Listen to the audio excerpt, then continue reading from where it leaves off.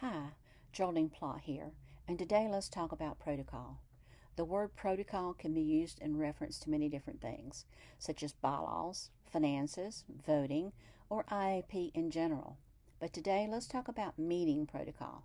Have you ever been asked to handle protocol at a meeting and you tense up just a little bit? Let's see if we can take the stress out of this process. But what does the word protocol mean?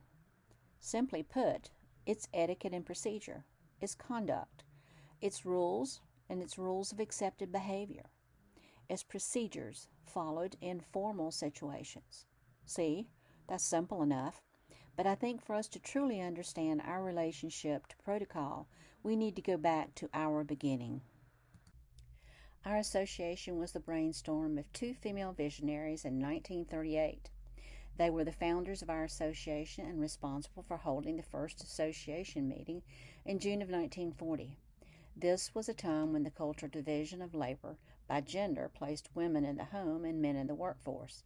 But it was also wartime, and the government launched a campaign to sell the importance of the war effort and to encourage women into working in the defense industry. This was when the iconic poster Rosie the Riveter was born.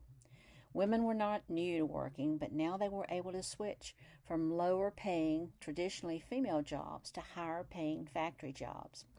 Patriotism did influence women to enter into the workforce, but the economic incentives convinced them to stay in that workforce.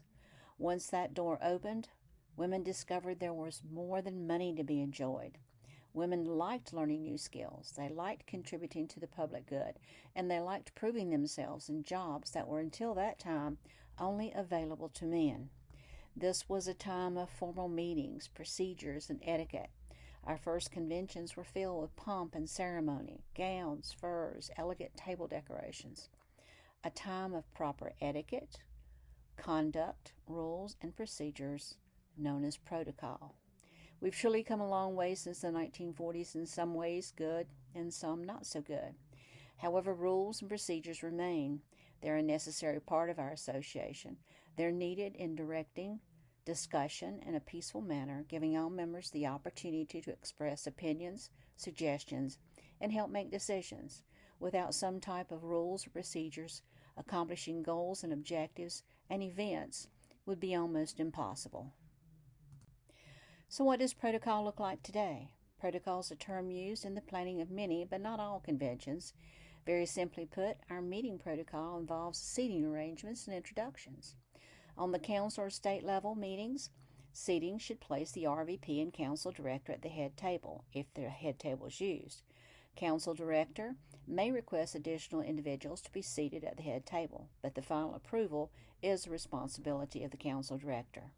Introduction of the RVP and council director should be done at the business meeting. Then the recognition of any past international officers, regional vice presidents, or executive officers who are present should be done.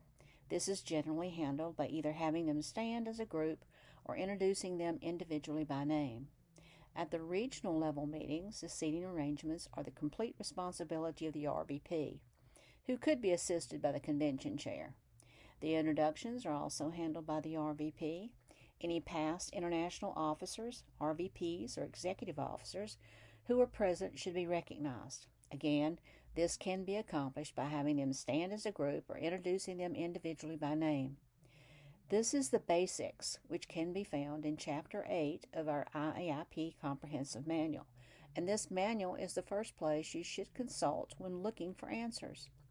During my time in the association, I have seen protocol carried out in a variety of ways, from simple introductions to energetic productions. It depends on the particular event and on the wishes of those that are in charge of the event. I hope you find this video helpful when planning future conventions. I do thank you for taking the time to enhance your leadership skills, but please remember, when looking for answers, always go back to that IAP Comprehensive Manual. Thank you.